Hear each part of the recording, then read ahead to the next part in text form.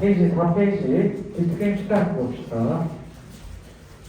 비트겐슈타인이 1918년에 쓴 논리철학 논문은 피나프의 논리 실존주의를 비롯하여 20세기 현대 철학에 큰 영향을 주었다. 집중! 그는 많은 철학적 논란들이 언어를 애매하게 사용하여 발생한다고 보았기 때문에 언어를 밑줄, 언어를 분석하고 비판하여 명료화하는 것. 밑줄. 책을 쫙 펼치면 편합니다. 오른쪽 왼쪽 다 같이 보기 볼 수 있기 때문에. 두 번째 문단. 그는 이 책에서 언어가 세계에 대한 그림이라는 그림 이론을 주장한다. 그림 이론. 언어가 세계에 대한 그림이라는 그림 이론. 웬만한 지문들은 밑에 내가 빈 여백을 뒀기 때문에 이렇게 반드시 제시문 분석을 꼭 하세요. 요약을. 오케이? 지금 보면 된 애들 있고 안 된 애들 있는데 꼭 하시고, 다 했으면 옆에 문제 분석을 하는 애들이 많지 않나요? 문제 분석이 제대로 좀 돼 있어야 되는데, 답만 체크하고 책 끊는 걸로는 안 돼. 그걸로는 안 돼. 더 쓰세요. 자기가 해설지 쓴다고 생각하고 짧게라도 써보세요. 특히 어려운 문제. 그는 이 책에서 언어가 세계된다. 이 이론을 세운 그에게 영감을 주었던 것은 교통사고를 다루는 재판에서 장난감, 자동차, 인형 등을 이용한 모형을 통해 사건을 설명했다는 기사였다. 뭐? 모형을 통해 사건을 설명했다는 기사.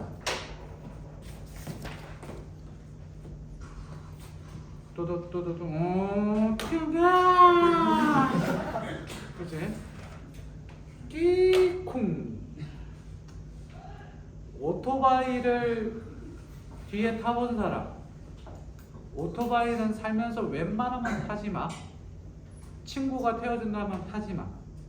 아빠가 이렇게 안전하게, 진짜 안전하게 타는 사람 외에는, 친구도 진짜 안전하게 조용히 탄다 그러면 헬멧 쓰고 타야 되고, 안 그러면 타지 마. 특히 오토바이 쓸 때 헬멧 안 쓰면 진짜 인생 끝나. 자칫 잘못하면.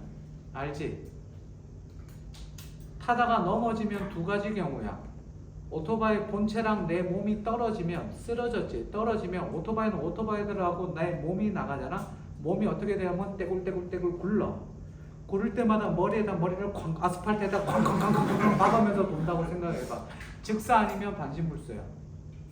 됐니? 그래서 헬멧을 쓰는 거고. 두 번째, 만약에 잡힌 채로 쫙 미끌린다고 쳐봐. 그렇게 미끌리는 거 많이 봤지? 교통사고. 미끌리면 그렇게 빠른 속도가 아니도 60km, 50km, 40km에서 미끌리면, 왜 오토바이 타는 사람들은 가죽옷 많이 입지? 가죽옷을 많이 입는 이유는 안전을 위해서요. 그냥 일반 옷 입고 타잖아? 쓰러지지, 싹 아스팔트에 쓸리지. 그러면 살이 이렇게 아스팔트에 갈리면서 옷도 같이 갈려서 옷이 살 안으로 파고 들어가. 근데 가죽옷은 가죽 따로 살 따로 갈려. 그러니까 가죽이 살 속으로 파고 들어가지 않아. 이해돼? 쓸리는 건 똑같아. 근데 옷이 살 속으로 파고 들어가면 썩으니까. 아무튼 힘든데 그래서 되는 거야. 그리고 오토바이, 내 친구가 오토바이 60km 정도 타고 가다가 앞차가 급정거를 했는데 쿵 하고 박았는데, 얘가 어디서 발견되느냐? 거짓말하고 옆 건물 2층 옥상에서 발견됐어. 타면 나라가, 좀 뻥이 좀 심한 것 같은데, 아무튼 부흥하고 부딪히면 나라가 거의 위험해. 돌아가서, 그런데 모형을 가지고 사건을 설명할 수 있는 이유는 무엇일까? 도대체 왜 물어볼까? 그것은 모형이 실제 산업체와 사람 등에 대응하기 때문이다. 칠판. 모형과 사건이 뭐하기 때문이라고? 대응하기 때문이다. 대응. 그는 언어도 이와 같다고 보았다. 언어가 의미를 갖는 것은 언어가 세계와 대응하기 때문이다. 밑줄. 똑같다고 얘기를 하는데 뭐라고? 언어와 세계 역시 뭐한다? 대응한다. 다시 말해서 언어가 세계에 존재하는 것들을 가리키고 있기 때문이다. 언어는 명제들로 구성되어 있으며 밑줄 칩니다. 언어는 명제들로 구성되어 있으며 세계는 사태들로 구성되어 있다. 언어는 명제들로 구성되어 있으며 세계는 사태들로 구성되어 있다. 언어와 세계가 서로 뭐 한다고? 대응하고 명제와 사태 역시 뭐가 될까요? 다 대응이 되겠다.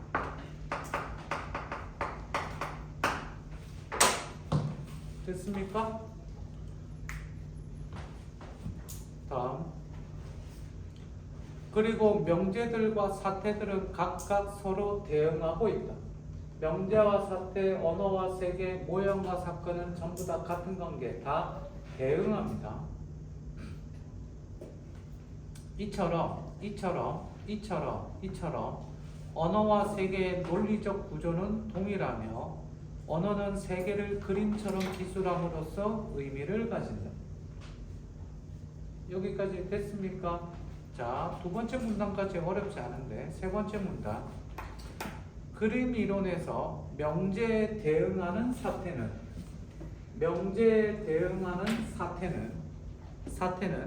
사실이 아니라 밑줄 사실이 될 수 있는 논리적 가능성을 의미한다. 말이 좀 어려워요. 천천히 볼게요. 이 사태는 not A but B. 뭐가 중요하죠? not A but B. A야 B야?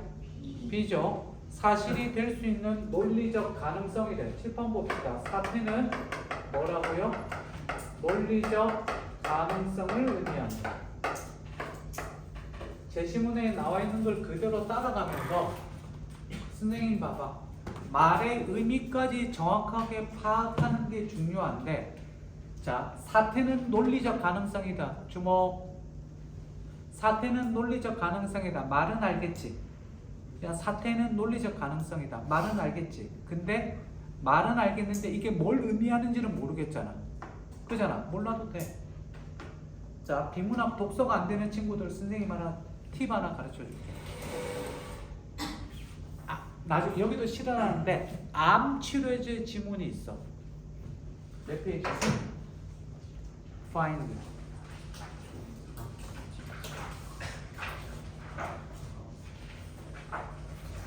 페이지 16페이지에 보면 16페이지에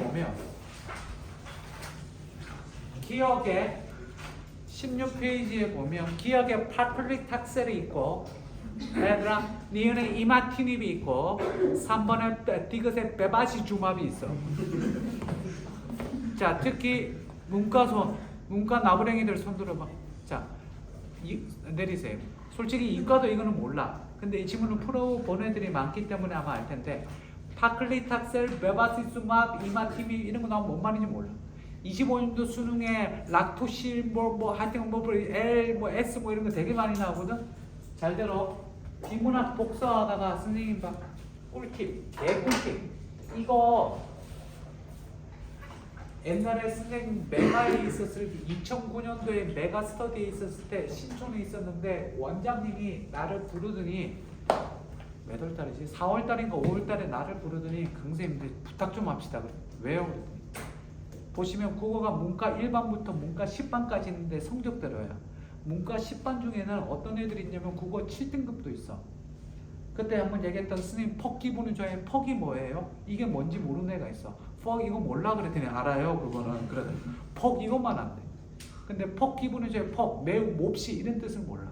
그런 애들을 위해서 선생님 반을 하나 개설을 해서 정말 국어 진짜 못하는 애들 진짜 한번 해서 걔들 좀 가르쳐 주라. 그래서 해서 하는데 도저히 안 돼. 특히 이런 어려운 용어가 나오면 안 돼. 그래서 가르쳐 줄게. 잘 봐. 어려운 용어가 나오면 그 용어 자체를 이해하려고 하지 말고 용어는 두 가지가 있어. 선생님 보세요. 자, 이거 나중에 하려고 그랬는데 지금 시간 되고 말이 나온 김에 해줄게. 어려운 용어는 크게 두 가지가 있는데 첫 번째는 주로 사회 지문에서 많이 나와서 행정 조례, 행정 규칙 아니면 민법 중에 뭐 이런 것들 여러 가지 뭐 법률 불소급의 원칙 이런 식으로 나와. 그래 주로 잘 봐. 주로 한자어가 나와서 사회 지문, 법이나 행정 지문에 나와서 즉 뭐냐면 의미를 추론할 수 있는 용어가 있고 행정 조례. 그러면 조례는 뭔지 몰라도 뭔가 느낌의 법 같은 느낌이 있고 지켜야 될 규칙 같다는 미스무리한 얄딱구리한 냄새가 나지. 그런데 행정은 알잖아. 요런 게 있고 지금 여기처럼 아예 의미 추론 유추가 안 돼. 불가능한 게 있어. 뭐 예를 들어서 뭐 베바시 주마. 이게 뭔데? 베바시 주마를 뭔지 내가 어떻게 알아? 자, 이럴 때 잘 봐. 이럴 때 꿀팁. 선생님 봐. 어려운 용어가 나오면 이 용어 때문에 독서를 어려워하더라. 걔. 그래서 내가 싹 다 바꿔버렸어. 뭐로?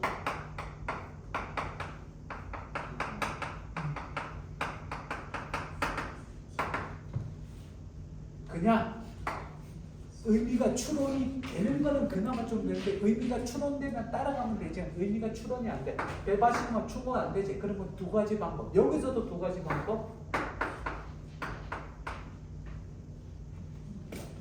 배바시 주마본 배. 이마티밋 이. 오케이. 파클리탁세는 파.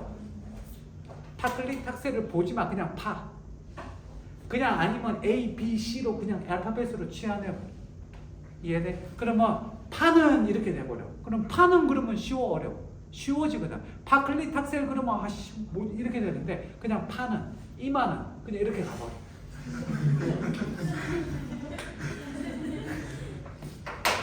독서 잘 안 되는 친구들 이거 하면 돈 진짜 많이 낼 거예요. 돌아가서.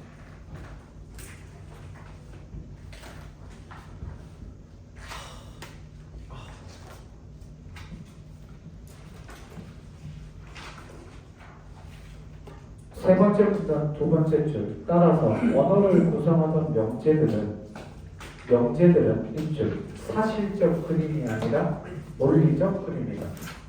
명제들은 자, 얘가 논리적 가능성이니까 명제들은 뭐라고? 사실적 그림이 아니라 논리적 그림이다.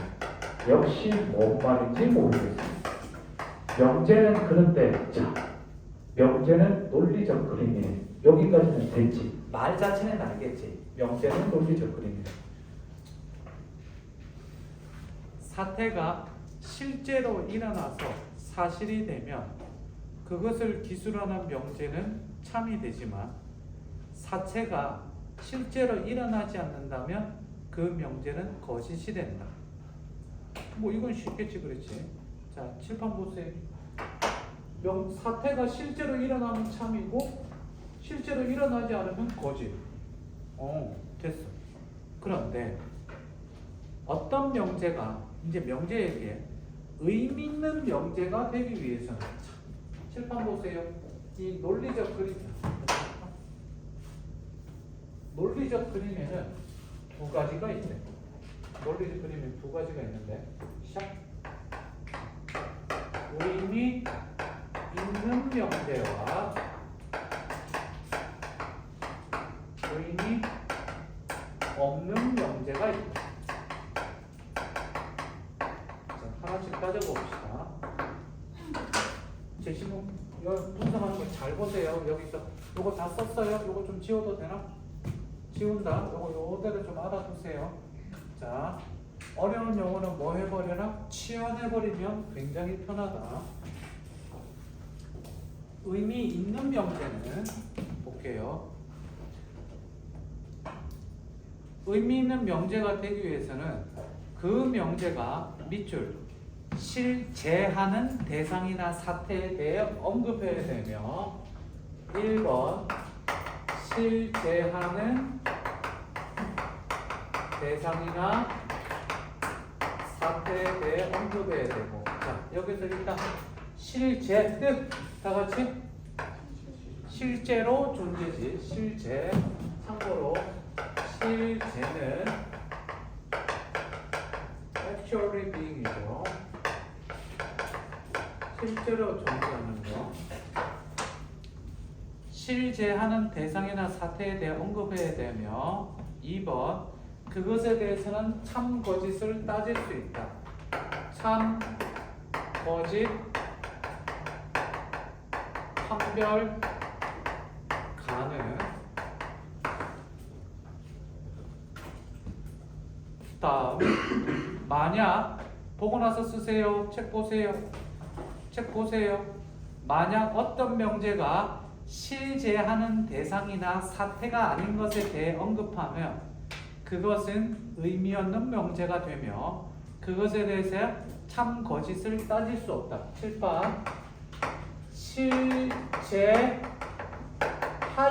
않는 대상이나 사태는 의미 없는 명제고 7번 참 거짓 판별 가능 불가능 판별 불가능 쓸 시간 줄게. 자, 그 다음 문장 봐. 그 다음 문장 따라서 밑줄 경험적 세계에 대해 언급하는 명제만이 의미 있는 것이 된다. 자, 거기 밑줄 쳤습니까? 3번 들어가겠죠. 7번 보세요. 뭐? 경험적 세계에 대해 언급하는 것만 저기가 됩니다.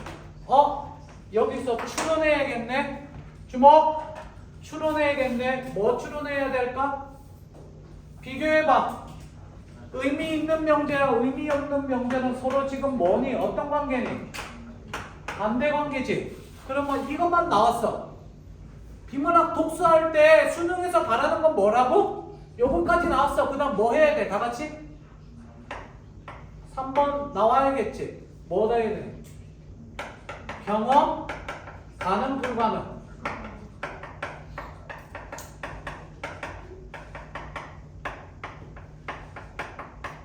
경험 불가능한 세계에 대해 언급하는 건 의미 있다, 의미 없다? 의미 없다. 됐니? 일단 여기까지 쓰세요. 그런 다음에 마지막 문단 들어가겠습니다. 마지막 문단이 제일 어렵습니다. 이 표기는 뭐? 이게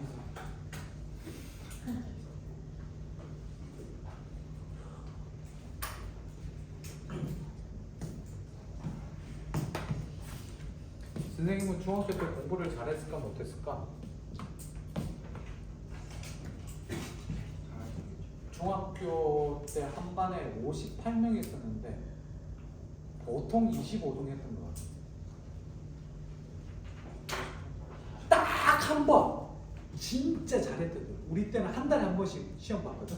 니네는 중간 기말이잖아. 우리 때는 1년에 8번 시험 봤어. 월말고사, 원래고사 그래갖고 매달 한 번씩 시험 봤거든. 참고로 전과목. 그래서 하루에 4과목 봐. 그래서 3일 봐. 언제? 중학교 때. 아직도 잊지 못하는 건 한문 시험. 한문이 33문제가 나와. 그 중에서 한 문제당 3점이고 1점만 보너스로 주시는데 33문제에서 3개 이상 틀리면 90점 밑으로 떨어지잖아. 그러면 한 문제당 한 대야. 맞다고. 나 뭐 몽둥이 친구 있어. 할아버지 선생님인데 예를 들어서 1번 공두 대머리 나와. 몇 점? 88점? 빡! 그리고 들어가는 거야. 중학생들 다 그렇게 패어. 많이 맞았지. 안 맞았어. 왜? 한문 선생님만 때리고 다른 선생님 안 때렸거든. 한문은 목숨 걸고 하는 거야. 왜? 참고로 얘기했지. 나 중학교 1학년 때 키가 몇? 127. 중1 때 키가 127이었어. 27?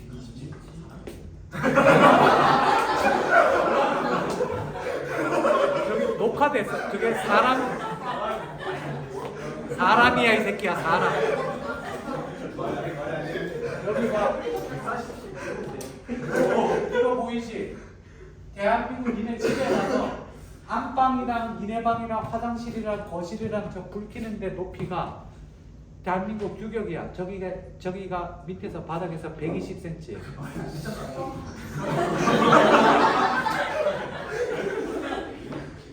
정교에서 두 번째인가 세 번째로 작았던 거야. 중1 때 127. 요만했어. 진짜 요만해서 내가 그걸 어떻게 알았냐고. 나는 그때 내가 키가 작다는 생각은 했었지만 어느 정도 작은지도 몰랐고 그냥 생활기록부 졸업할 때 고등학교 졸업할 때 생활기록부 손으로 쓴 거 그거를 원본을 주거든. 그 원본 집에 아직도 있어. 127, 135, 145, 156, 165, 171 이렇게 올라가는데 계속 크더라고. 엄청 처먹었어. 아무튼 127이었어. 그 얘기했었잖아. 중1에서 중2 올라가는 발렌타인데이 때 종교에서 가장 많은 초콜릿을 받은 게 나. 왜? 이유는 여자애들이 그때 발렌타인데이가 막 활성화되고 요즘은 다 보편화됐지만 그때 막 활성화될 때 여자애들이 자기 좋아하는 남자애 하나 주고 아빠나 오빠나 남동생 할 때 하나씩 주잖아. 먹으라고. 나는 어떻게 요만하니까 지나가면서 애들이 여자애들이 자기 좋아하는 애 야 나 이거 먹어 그러고 나한테 먹어라 그러고 그리고 박스로 들고 집에 갔어. 집에 갔더니 쌤 남동생이 우와 형님 장난 아니네 그랬대. 아 진짜 많이 먹었어. 진짜 요만해요. 아직도 기억나는 중2 때 수학여행 갔을 때 남녀 공항이었는데 여자의 방이 이만했거든. 여기에 여자애들 10몇 명씩 자는 거야. 근데 남자애 몇 명이 이렇게 올라와서 같이 이제 여자의 숙소는 2층, 남자는 1층이었는데 각 반에 이제 자기 반애들 해당되는 게 와서 놀자 그래갖고 남자애들이 난 기억이 안 나. 나를 끌고 올라갔던 기억이 나. 그래 애들이 큰 놈들이 나를 끌고 올라서 놀다가 복도에서 아까 얘기했던 한문 선생님 말고 사회 선생님이 계셨는데 그 사회 선생님이 나와서 각 반에 있는 여학생 숙소에 있는 남자애들 저녁 7시밖에 안 됐는데도 왜 여학생 숙소에 와 있냐고 불러가고 수학여행 갔는데 복도에 앉아서 5대씩 저쪽에서 빡빡빡 그 다음 방 나와! 다음 방 나와! 우리 방이 점점 다가오고 있어. 그랬더니 애들이 숨어. 그래갖고 어떻게 됐냐? 한 놈은 문 뒤에 숨었어. 벌컥 열었잖아.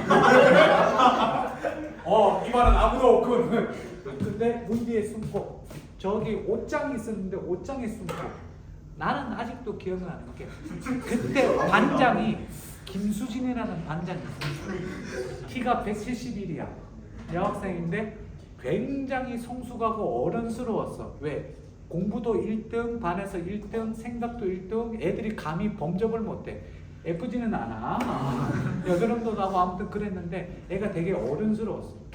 반장의 역할을 하는 여자의 반장, 남자의 반장이 대부분 남자 반장인데 우리 반은 여자의 반장인데 아무도 불만을 안 해. 카리스마도 조용하고 애들 다 친절하고 그렇게 하는 거거든. 걔가 갑자기 숨는데 선생님이 딱 들어오니까 어떻게 돼?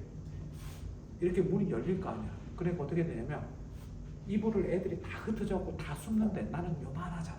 그치? 중2 때 135. 요만하잖아. 걔는 171. 그러니까 어떻게 되냐면 선생님 문을 딱 열었을 때 얘가 이렇게 새우잠을 자는 거야. 새우잠을 자고 여기에 내가 나를 이렇게 애기 앉듯이 앉더라고. 그래갖고 나는 중2 때 참고로 얘기하는데 나는 중2 때까지 사춘기가 오지 않았고 아무것도 모르고 그냥 벌벌벌 떨었어. 맞잖아. 맞는 게 너무 싫어갖고 이렇게 꼭 숨어갖고 떨지는 않았지만 이렇게 꼭 숨어 있어. 그리고 걔가 이렇게 앉지는 않았지만 입을 뒤집어 씌우고 그냥 이렇게 있고 나는 걔 이렇게 품 안에 쏙 들어가고 이러고 있었어. 그러니 문을 딱 열었는데 불을 다 일부러 꺼버렸는데 불을 딱 켜더니 애들이 다 숨어 있으니까 이 반은 없고 그리고 불 끄고 나가셨어. 그런데 옆반에도 있잖아. 그러니까 옆반 다 두드려 맞을 때까지 기다리다가 애들이 나가야 될 거 아니야. 그 선생님이 사라져야 나가니까. 근데 그 선생님이 사라졌는데 그동안 그게 수학여행이 3박 4일이었는데 그게 마지막 날이었거든. 거의 첫날 둘째 날 잠을 많이 안 잤잖아. 그러고 있다가 그대로 잠들어. 눈 떠 보니까 자다가 더워서 깬 거야. 그러니까 수진이가 내 팔 대주고 끌어안고 있고 나는 폭 안겨서 폭 잠든 거야. 그래서 그냥 그래갖고 일어나고 더워서 깨갖고 나와서 그 우리 남자 숙소에 갔어. 갔더니 애들이 그랬지 막 친구들이 경상도에 있으니까 니 어디 있다 왔나 그랬더니 그 이따가 잠들었다 그랬더니 누구 그랬더니 김수진 그랬더니 그래. 근데 아무 말 뭐좀 예쁜 여자애거나 뭐 이러면 다들 우와 이 새끼 막 이랬는데 그 반장 수진이가 내리까 안아줘갖고 숨어 있다가 잠들었다 그랬더니 알았다 그래 놀자 그러면 끝났어. 그 어떤 스캔들도 일어나지 않아.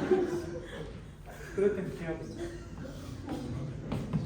요만한 돌아가서 마지막 이러한 관점에서 비트겐슈타인은 기존의 천원짜리 다뤘던 과로, 신, 영어, 형이상학적 주체, 윤리적 가치, 걸어놨고 관련된 논의가 의미 없는 말들에 불과하다고 보았다. 왜냐하면 그 말들이 가리키는 대상이 세계 속에 존재하지 않는, 즉 밑줄, 경험 가능하지 않은 대상.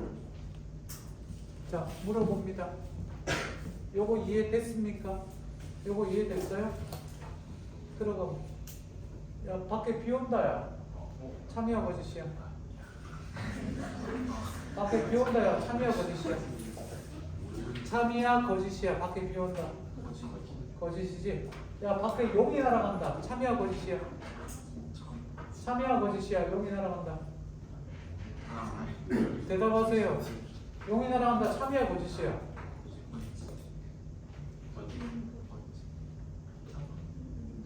야, 용은 실제로 존재하니 존재하지 않니? 실제로 존재하지 않는 것에 대해서는 뭐 할 수 없다? 참 거짓을 따질 수 없다. 여기 봐. 자기야, 난 자기의 사랑을 느껴. 참이야 거짓이야. 한별 불가능. 누구의 입장에서는? 누구의 입장에서는? 비트겐슈타인의 입장에서는. 됐니? 자기야 사랑해.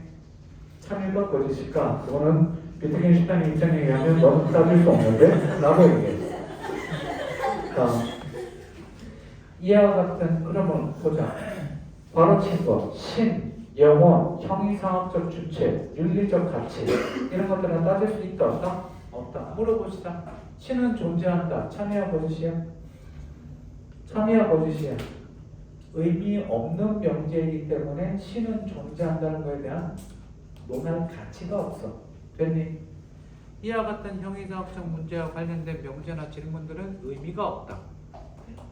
그러한 문제는 우리의 삶을 통해 끊임없이 드러난 신비한 것들이지만 이에 대해 말로 답변하거나 설명할 수는 없다. 그래서 비트겐슈타인은 빗줄 말할 수 없는 것에 대해서는 침묵해야 된다. 그러면 사람들이 비트겐슈타인한테 와서 신이 존재한다고 생각합니까? 라고 하면 비트겐슈타인은 뭐라고 할까? 아무 말도 안 하겠지. 왜? 말할 수 없는 것에 대해서는 논할 의미가 없기 때문에 논할 필요가 없다. 됐습니까? 3번의 답 다 같이 몇 번? 3번의 답 몇 번? 4번. 그지? 일치불일치 문제. 그지? 설명 안 할게요. 4번. 별표 하나. 5번. 별표 2개. 기억과 니은의 관계 7번 번만 나와 있습니다. 기억과 니은은 무슨 관계죠? 다 같이? 대응 관계. 그러니까 뭐가 기억니? 1번과 기억과 니은이죠. 됐습니까? 답은 1번. 그럼 여기서 질문. 니네 시험지에 니네 지금 교재에 이것에 무슨 관계고 리얼에 무슨 관계인지 써져 있는 사람 소. 그러니까 니네가 그렇지 한 명. 그러니까 니네가 공부를 안 한다는 거예요. 제대로 잘못하고 있다는 거지. 얘들아 한 지문을 풀 때 모든 선지에 대한 답의 근거를 다 찾는 거라니까. 이것은 무슨 관계? 지금 해봐. 논리적 그림과 의미 있는 명제는 무슨 관계? 7판 논리적 그림과 의미 있는 명제는 포함되지. 포함관계 혹은 상하관계가 되는 거예요. 포함관계 혹은 상하관계가 되고 리을은요? 리을은 형이상학적 주체는 어디에 들어가? 의미 없는 명제죠. 경험적 세계는 의미 있는 명제죠. 그러니까 얘는 무슨 관계? 반의 관계가 돼요. 이해돼? 그러니까 이걸 써오는 게 공부야. 다음 페이지 지문 잠깐만 넘겨봐봐. 한 페이지만 넘겨. 거기 문제 오른쪽 문제 전부 다 주관식으로 다 고쳐져 있어.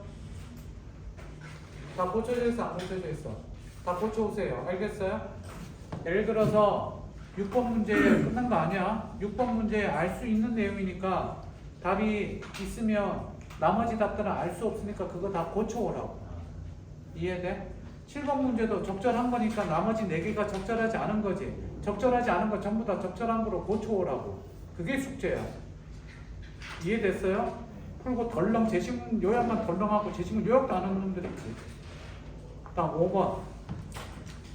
사다리를 딛고 올라가는지 사다리를 던져버리듯이 일단 여기서부터 이해가 안 돼. 야, 니네 지붕에 계다리 지붕에 계단이 아니라 사다리 놓고 올라갔어. 그럼 사다리를 버려? 어떻게 내려와? 논리 철학 농구를 이해한 사람은 거기에 나오는 내용을 버려야 된다. 이 책의 내용은 의미 있는 언어의 한계를 넘어서기 때문에 엄밀히 말할 수 있는 것에 범위에 속하지 않는다. 적어보세요. 자, 지금부터 하는 얘기 잘 들으세요. 주목. 서양의 진리관은 스승님 진리가 무엇입니까? 라고 한다면 가르쳐 줍니다. 근데 동양의 진리관은요. 니네 혹시 이런 책 본 적 있어요? 노자라는 사람이 쓴 도덕경이라는 책이 있습니다. 도덕경에 도경과 덕경을 합쳐서 도덕경이라고 하는데 도덕경 맨 앞에 구절에 이런 말이 나옵니다.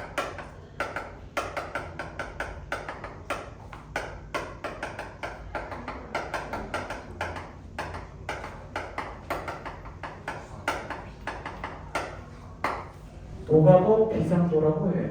자, 이걸 해석을 한다면 적어보세요.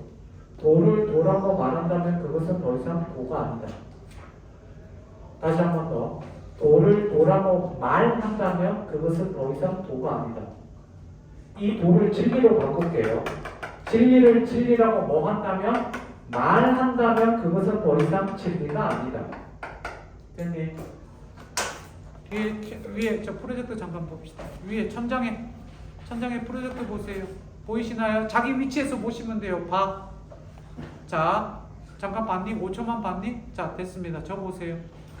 서양에서 스승님, 저게 진리라고 칩시다. 스승님, 진리가 무엇입니까? 그러면 서양의 스승은 저기 렌즈가 있고 위에 매달려 있고 저기서 어떻게 쏘아주고 뒤에 안에 회로가 있고 전원이 어떻게 돼 있고 그게 진리야 라고 얘기를 합니다.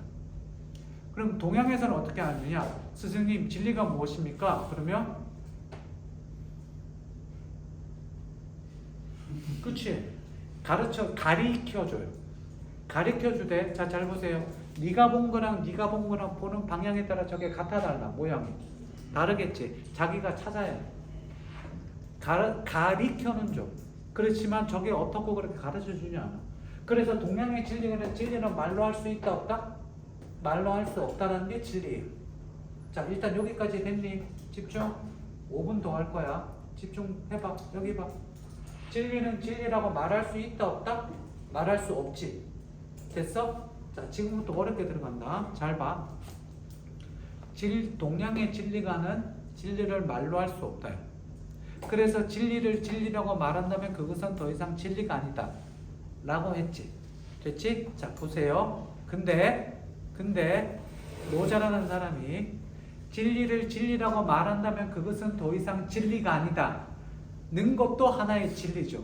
그거를 말로 했죠. 자, 다시 한 번 더.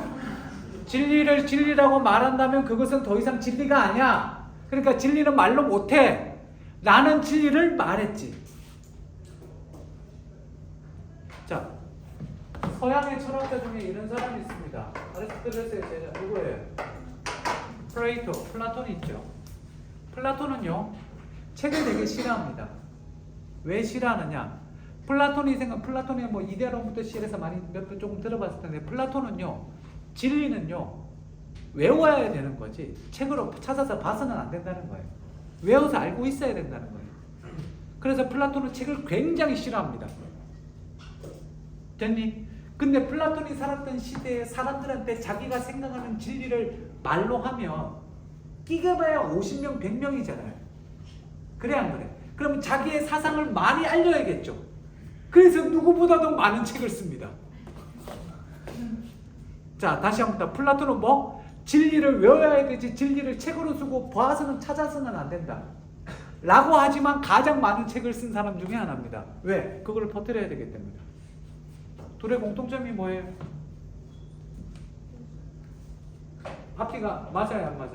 진리라고 말한다면 그것은 더 이상 진리가 아니다. 라는 진리는 저게 됐죠. 자, 선생님 있잖아요. 이제 들어갑니다. 선생님이 여기 봐. 책을 한 권 썼어. 책. 됐지? 이 책의 내용은 세상의 모든 책에 나오는 내용은 죽은 지식이다. 그러니까 책은 버려야 된다. 라는 내용의 책이에요. 됐니? 그 책을 읽었어. 그러면 집에 있는 책 뭐 해야 돼? 다 버리지. 마지막에 뭐도 버려야 돼? 이 책도 버려야지. 왜? 세상의 모든 책은 뭐? 죽은 지식이다. 이해되니? 자, 그럼 봐. 비트겐슈타인은 얘기합니다. 뭐라고 얘기했죠? 우리가 실제로 경험하지 못한 세상은 의미 있다, 의미 없다. 의미 없으니까 논할 필요가 있다, 없다? 없다. 자, 여기 봐. 비트겐슈타인이 경험 불가능한 세계는 의미 없는 명제이기 때문에 논할 필요가 없다 라고 말했죠. 요거는 경험 가능하니 불가능하니. 지금 이 말은 경험 가능하다는 건 뭐냐면 실제로 존재하는 것들이야. 근데 잘 봐. 다시. 야, 실제로 존재하지 않는 것은 논할 필요가 없어 라는 이 말은 실제로 존재하니 존재하지 않니? 존재하지 않는 거지. 이해돼? 그러니까 논리 철학 논고를 본 다음에 논리 철학 논고를 어떻게 해야 돼? 버려야지. 의미 없으니까. 다시 손바닥 하이파이브.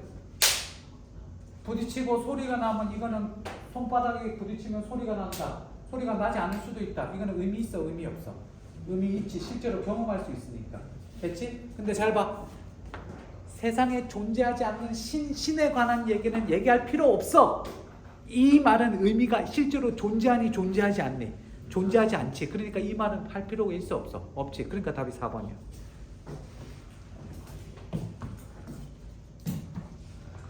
이게 제일 어려운 문제. 이해돼?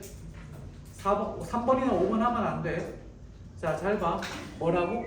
이 책을 읽은 다음에 이 책을 뭐 해야 된다? 버려야 된다. 선생님 봐. 사다리에 올라가서 목적을 이루고 나면 그 수단을 버리듯이, 도구를 버리듯이 세상에 의미 없는, 자, 얘들아, 세상의 모든 책은 죽은 지식이야. 다 버려. 라는 책을 보고 난 다음에 또 마지막으로 뭐해? 이 책 버리듯이 의미 없는 거는 얘기할 필요 없어. 라는 책은 의미 있다, 없다? 그 글 말은 의미 없다. 그러니까 버려야 된다. 그러니까 4번이다. 야? 들어가, 시리야. 됐습니까? 아니, 들어가라고. 숙제.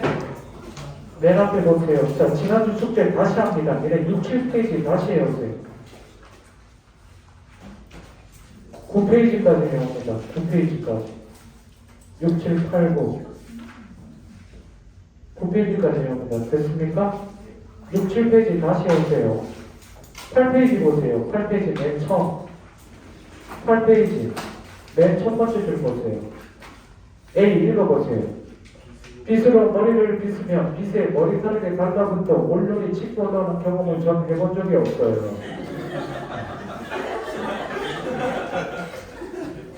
자, 그 다음 하나 더 있어요. 숙제.